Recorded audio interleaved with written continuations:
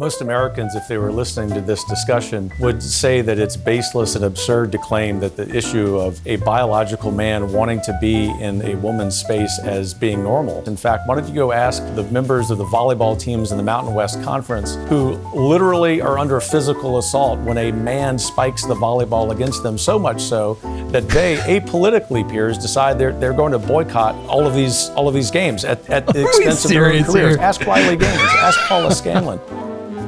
Did you just say that a trans woman is assaulting collegiate athletes by spiking the ball?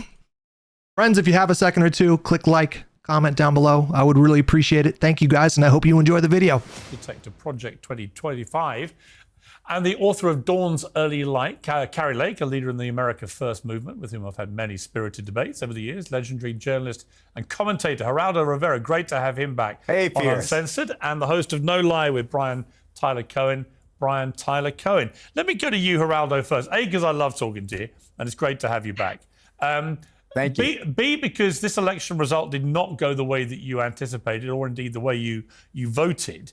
Do you think that one of the reasons, I think it was threefold. One, economy stroke cost of living, no question. Secondly, the crisis on the southern border and the whole issue of illegal immigration. But thirdly, what the left like to call a culture war, but actually what Trump Somebody just mentioned the poll in here. It was literally those three things. has said is a sort of battle for common sense. And one of the things... This filter that Kari Lake uses makes her look like a goddamn mime. It makes her look like the scene in Joker when all he had was the white makeup on. Things for common sense being this issue of trans people in women's spaces. Do you think that was we know that ad, the Kamala's for they, them, Trump's for you, was very effective. Do you think it had a bigger impact than people realize? I think it certainly had a huge impact, and you're absolutely right about the three pillars of what happened: the southern border, the economy, and this trans issue. But the trans issue, to be equated with those two monumental, profound, earth-shaking issues, is exactly my problem with the issue. It's not half of 1% of the American people, as Congresswoman Mace suggests. It's 1% of 1%. It's a tiny. I heard there were 40 cases. For the whole country to be obsessed with this issue is extremely distressing. Geraldo, you're a big sports fan like me. There was a United Nations report. Piers never engages substantively with these like propositions. Like Geraldo Rivera talking about potentially 40 trans teen athletes in the entire country. He's just not going to engage with what he just said. They came out 2 weeks ago, and it said that 900 medals had gone to trans athletes around the world, thus depriving actual biological women athletes from winning medals. That's not a small, insignificant thing. And what you're beginning... 900 medals is not small and insignificant globally? How many medals are given out every year? And I assume when we're talking about this, we're talking about every grade level. We're talking about grade school. We're talking about high school, collegiate. We're talking about professional. We're talking around the world, 900. And you think that justifies this topic dominating the discourse as much as it does? Beginning to see more and more cases of trans athletes Pac-Man debunked it right to his face last week, and he's still quoting it. Is that true? beginning to dominate in women's I saw Destiny dig into it. It's high school level. sport. And it led inevitably, I felt, to the farce at the Paris Olympics, where Iman Khalif won the gold medal in a women's boxing competition after one of the women who fought against Iman Khalif had to quit after 40 seconds because she'd never been hit that hard in her life. And Iman Khalif has been widely reported now and was banned from the World Championships earlier than the Olympics because of this, for having male chromosomes. In other words, is for all intents and purposes, a biological male. With your sports hat on, knowing how important the integrity of sport relies on fairness and equality, you can't be... The silver lining of the Iman Khalif situation was like it got Republicans and conservatives, it got them to confront the gender binary in a way that they were not like prepared to do. because they had to take the position that men could get pregnant. Happy about that? I am not happy about it at all. And I believe that your biological identity is pretty easily determined, or should be, in terms of what is appropriate for athletic competition or which bathroom you use. But I also think that So if you have a vagina, you should box against men. If you have like an intersex condition or whatever.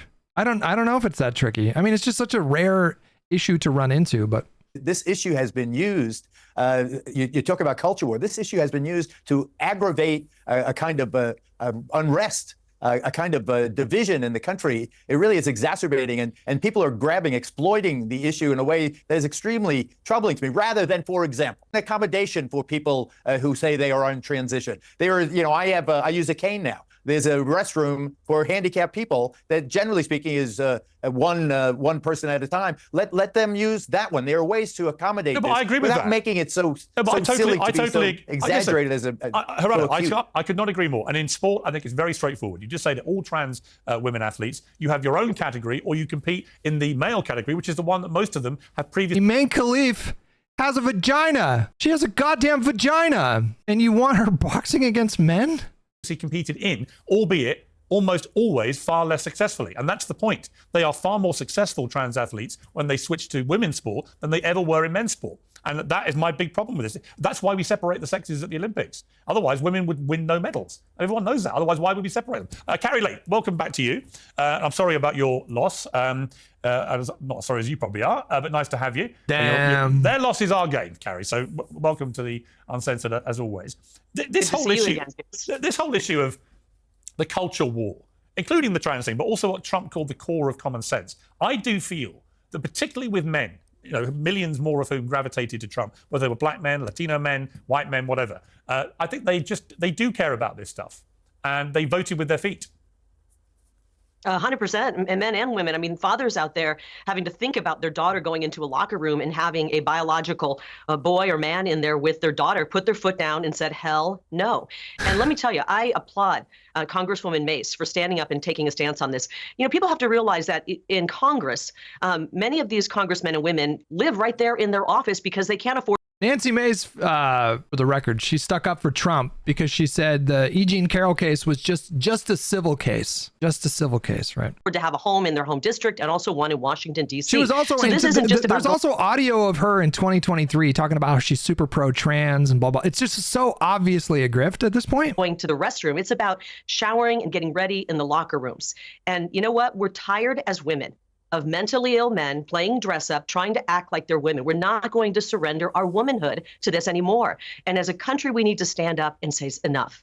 Enough is enough. We've had great strides as women, and we're not going to hand over those strides and be disappeared by this transgender movement. And we've got to stop pushing it in our schools on our children. When I was growing up many years ago, I grew up and went to a rural school, and there were no transgender kids. Nobody even knew what that term was. And now today in that same rural school, I'm told there are 12 or 13 kids in the junior high who believe they're transgender. This is being pushed on our children. It's very dangerous. And we just saw this story today, and it brings a tear to my eye because I've gotten a chance to meet the father, Jeff, who just lost custody of his 12-year-old son. The courts in California have taken away his custody because he wants to protect his son from being sterilized by this crazy movement that is out to get our What? Jeff, who just lost custody of his 12-year-old son. The courts in California have taken away his custody because he wants to protect his son from being sterilized by this crazy movement that is out to get our children. And we got to Who is going to sterilize a 12-year-old kid? stop sometime. This is not normal. It's not the new normal, and we will never accept it. Yeah, I agree. Brian, you and we debated this quite a lot, actually. I think he had a point about the surgery. If you have trans surgery and it takes you out of work for a sustained period of time, I can see why that would be difficult. But I didn't really, and I don't really now, understand why trans people can't serve in the military. I mean, the whole argument about the sport thing goes out the window because, frankly, if trans women in the military are stronger or better or faster than women standing next to them, who cares, right? It doesn't matter. Stronger the better. So on that part, I think that is more controversial to me.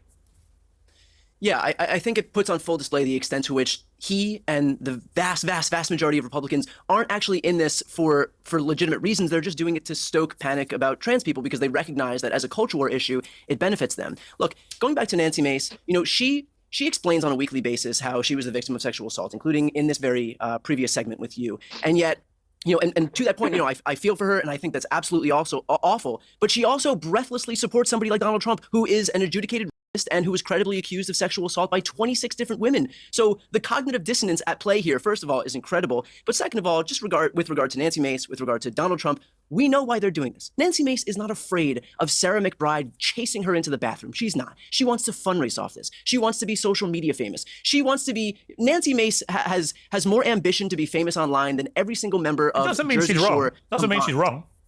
It means that she's doing this to help herself, and she's not actually she's not concerned the about first. this issue. Yeah, but Brian, come on. Look, hang on. To Geraldo's point, a politician doing something to help themselves. If that was a criteria for why we shouldn't listen to them, we'd never have anybody to interview, right? So of course, I get it, but that doesn't mean we can't call. That doesn't mean we can't call them no, out. it doesn't mean I can't call you out on the fact that self-concerned. I don't think it makes her wrong. So maybe she has other vested interests. But it doesn't necessarily make her wrong. If she was actually looking for a legitimate way forward, she would do exactly what Geraldo did, which is instead of beating the drum about this and vilifying Sarah McBride to the ends of the earth, this woman who has, by the way, operated with nothing other than class and grace since the moment she was elected to her position, she would have actually just sought a solution. It's just so goddamn silly to me, man. Are we really saying, like, are conservatives really saying that, okay, you go to a theater, you're out with your friends or whatever, and are they really saying that this person should go into a men's restroom? I did run for office after my experience as a caregiver to my husband, Andy, during his battle with cancer. And throughout that experience, while Andy... So I'm in there, taking a piss, checking my hair out, washing my hands. And then she walks into the bathroom, and Piers Morgan or Nancy Mace is saying that this is just going to be fine. Like, this is safe for her? Like, would this be safe? Like, is this safe for her to do that? Really? Ultimately lost his life. We both knew how lucky we were. We knew how lucky Andy was to have health insurance that would allow him to get care. No serious person, if they saw her out in the world, no serious person would have the expectation that she would go to the men's restroom. This is just such an unbelievably silly issue. But nowhere in the days and weeks of her, doing the fainting couch spell, has she brought forward any single indication that she's willing to look for a solution? She hasn't said, let's get a different balance. She hasn't said that she's willing. She has the solution. You ban it. I mean, just bang. That's it. Calling for this one woman to not be able to use bathrooms is not the same as her saying... It would be any it's not one woman. It would be any transgender people who are in Congress. This is an attack. This is an attack.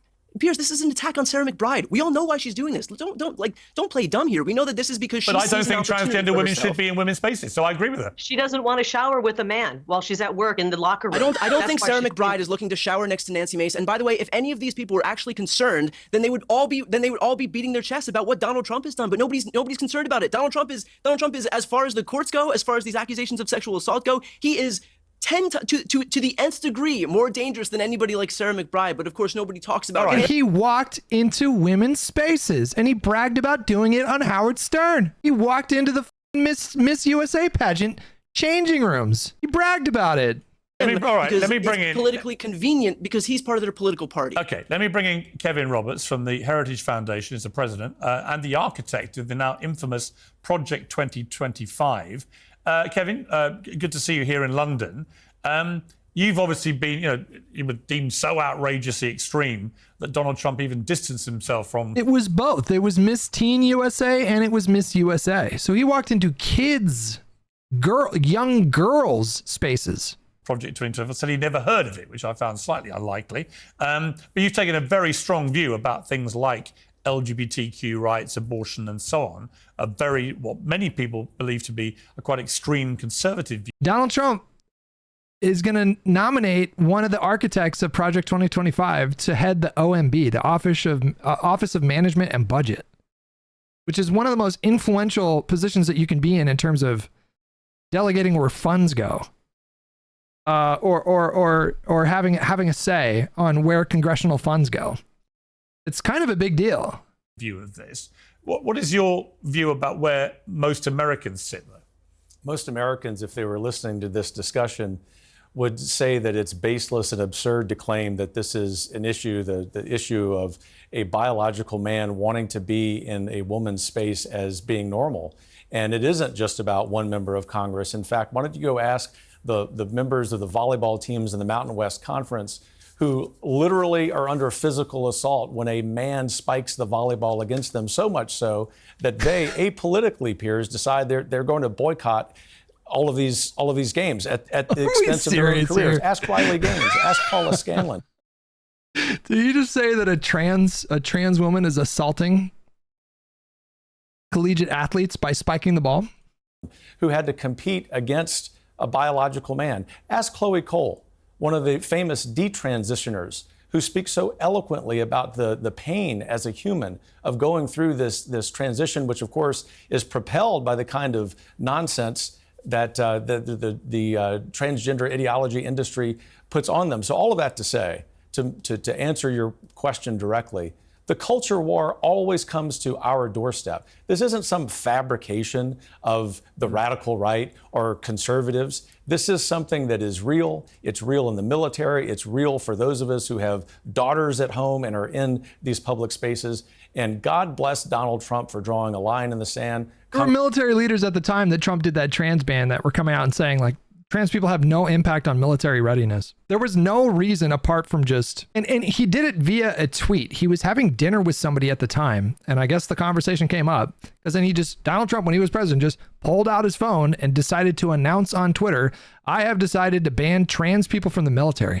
He did that before he had even spoken with any of the heads of these armed services. It was unbelievable for him to do that. Congresswoman Mace for doing the same. This is saying something this radical, Piers. Men are men and women are women. Welcome back to normal.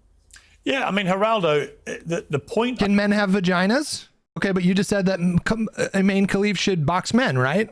But can men have vaginas? It just breaks their brains.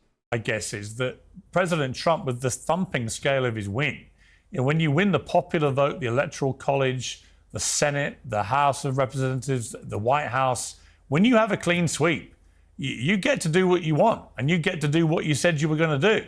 Are you just? Well, there's a difference between the majorities that Donald Trump has and the margin that he won, and say what Barack Obama got in 2008. Now that was a thumping. 60 votes in the Senate, like a 50-seat majority in the House, a landslide popular vote victory and electoral victory. That was a thumping. This was a close election. Just turn to that election result for a minute, because you had, like me, we had our ups and downs with Trump over the years. But as in the run-up to the election, you were very clear you could not vote for this guy. And were you surprised that he won in such an emphatic way? I was shocked by the depth and breadth of his victory. Why are we? What are we doing? I also was somewhat chagrined looking in the mirror at how ineffective I was in terms of communicating how important it was that he violated our Constitution on January 6th when he... What a narcissistic thing to say. This was partly on me. I didn't do a good enough job. When he encouraged, incited, and unleashed that invasion of our capital. But I have to say that on the trans issue, which he brilliantly exploited, generally speaking, America is a pretty reasonable place. Common sense is a pretty much an American trait, British as well. But I feel that this issue, if people were keen on solving it, first of all, if it seems wrong, then it is wrong. If it seems wrong for 6'6" trans men to play volleyball against the 5'9" women, then it is wrong. If it feels wrong, it is wrong. So people should seek to fix it. And the way to... I know it's not the same thing, I know, but isn't there a kid in literally grade school that made national news recently because he's like 7'8"? You guys know who I'm talking about? What's the name of this kid? 7'9", Olivia Ryu. Bro, imagine you got to square off against this guy.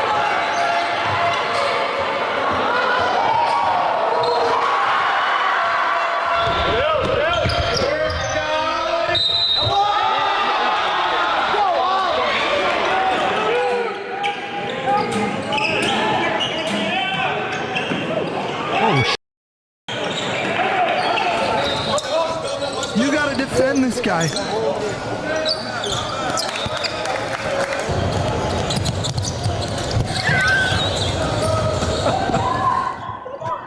Look at that.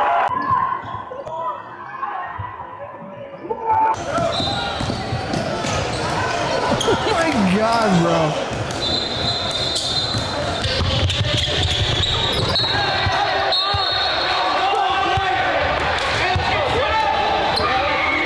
He's got to be so bored. He's got to be so goddamn bored. This must be the most boring ever for him.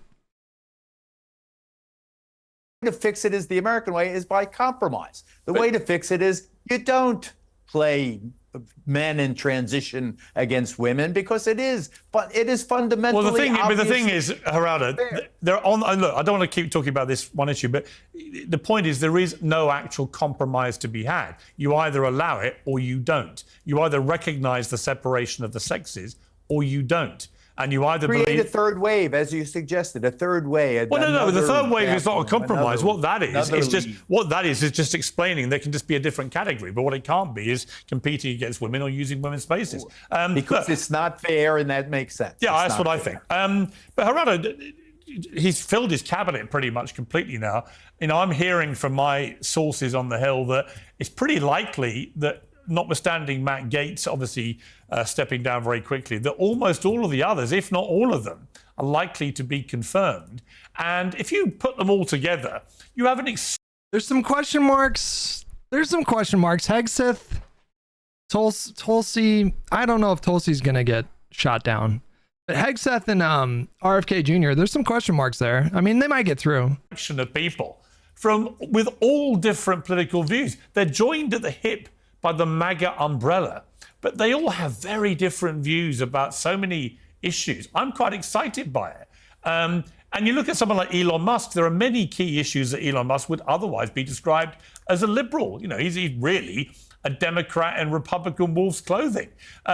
Is it interesting to you, as it is to me? How could you even say that at this point? Besides electric vehicles, Elon is just a standard issue.